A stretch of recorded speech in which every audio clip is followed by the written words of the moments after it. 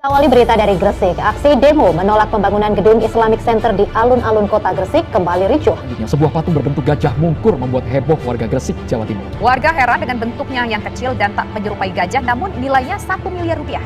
Karena tim kesayangannya Gresik United tidak jelas nasibnya, ribuan supporter Ultrasmania Senin siang unjuk rasa dengan mengepung kantor DPRD Kabupaten Gresik pasca tim Kebogiras terdegradasi ke Liga 2. Kesal karena kondisi jalan yang rusak parah, puluhan warga Gresik menggeser pipa gas milik PT PGN ke tengah jalan. Akibatnya terjadi kemacetan panjang di jalur Pantura Gresik.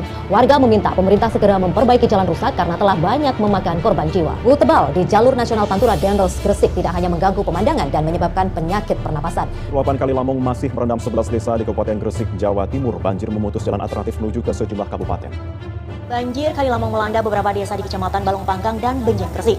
Banjir disebabkan luapan air sungai dan diperparah belum adanya tanggul di sepanjang Kali Lamong hingga meluber ke pemukiman warga. Banjir yang merendam ribuan rumah di 2 kecamatan di Kabupaten Gresik, Jawa Timur, Kamis pagi berangsur surut. Namun luapan Kali Lamong masih merendam ratusan rumah di 12 desa Kecamatan Cermeng. Banjir akibat luapan Bengawan Solo juga terjadi di Kabupaten Gresik. Selain mengerangi ratusan rumah warga, banjir juga melumpuhkan jalur Pantura.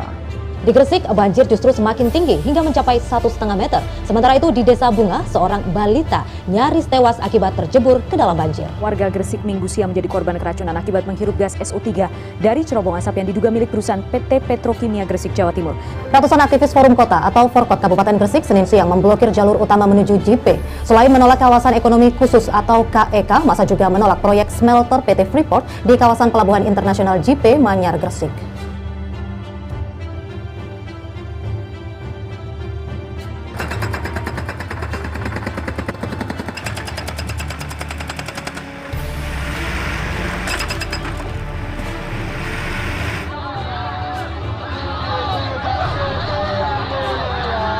Dalam kericuhan ini, polisi mengamankan 7 orang yang dianggap sebagai provokator.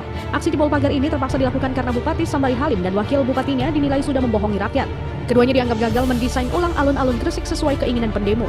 2.000 lebih masa Ultramania Gresik Senin siang mengepung kantor DPRD Gresik di Jalan Kiai Haji Hasim Wahid. Ribuan masa ini tidak hanya membentangkan spanduk dan poster kecaman yang ditujukan pada manajemen Gresik United, tetapi mereka juga orasi dan meneriakkan yel-yel sambil menyulut flare di depan kantor gedung DPRD. Aksi protes puluhan warga Manyar Gresik dilakukan pada Senin dini hari. Mereka menggeser pipa milik PT Pipa Gas Nasional (PGN) ke tengah jalur nasional di Desa Betoyo, Kecamatan Manyar.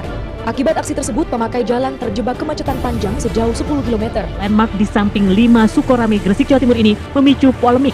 Paling menghebohkan adalah biaya pembuatan gajah abstrak ini mencapai 1 miliar rupiah.